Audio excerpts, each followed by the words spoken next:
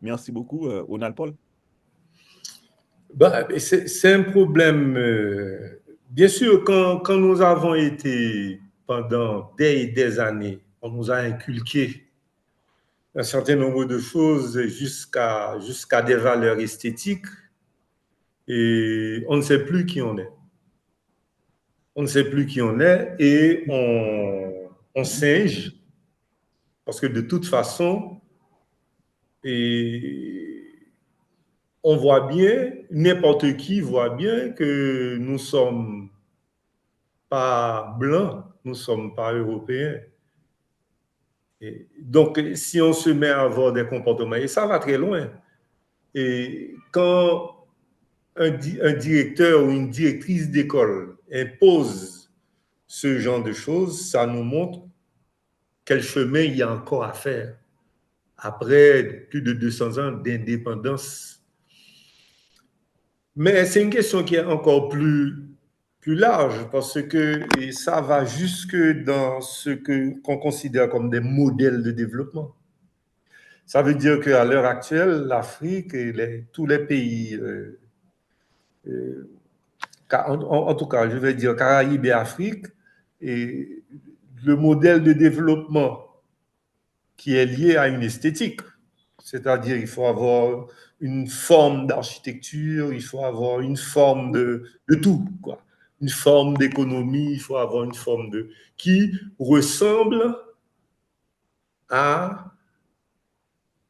au modèle du colonisateur ou bien de l'ancien colonisateur, comme si c'était le seul modèle viable et comme si c'était le seul modèle viable. On nous fait croire que c'est le seul modèle viable. De même que M. Musk nous fait croire que l'intelligence artificielle a déjà englobé toute la connaissance humaine. Mais on ne voit pas la violence derrière cette affaire-là.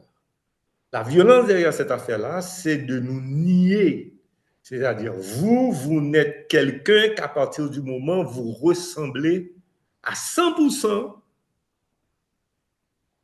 aux colons, aux blancs. Alors, qu'est-ce qui arrive? Parce qu'on peut voir que c'est pas exactement...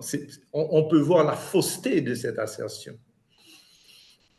Exiger d'un enfant qui s'habille à l'européenne pour aller à l'école en Haïti, bon, ma foi, je pense que même au lycée français de Port-au-Prince, on ne fait plus ce genre d'exigence stupide.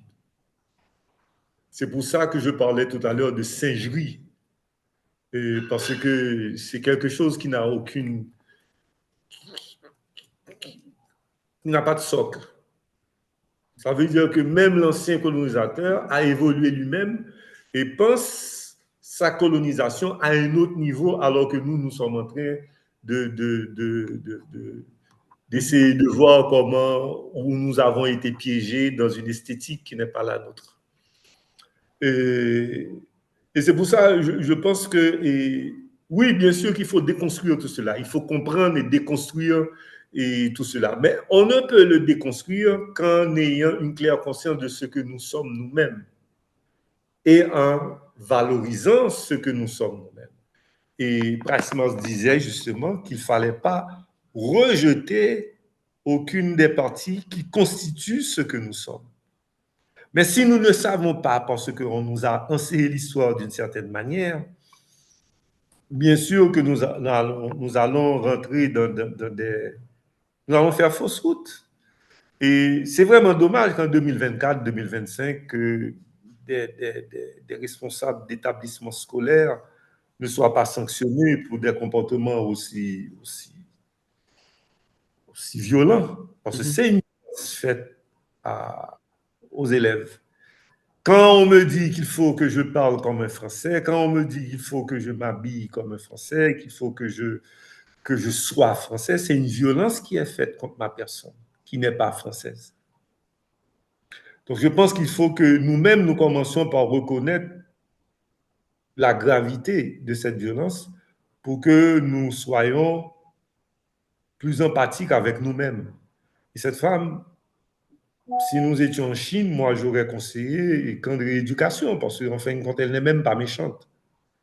Et c'est ça, c'est ce qui est grave. C'est quelqu'un qui fait ça avec toute sa bonne volonté, qui veut que, précisément, et ses élèves aient toutes les chances d'intégrer une société dont les codes sont à l'antipode de ce que elle-même, elle est.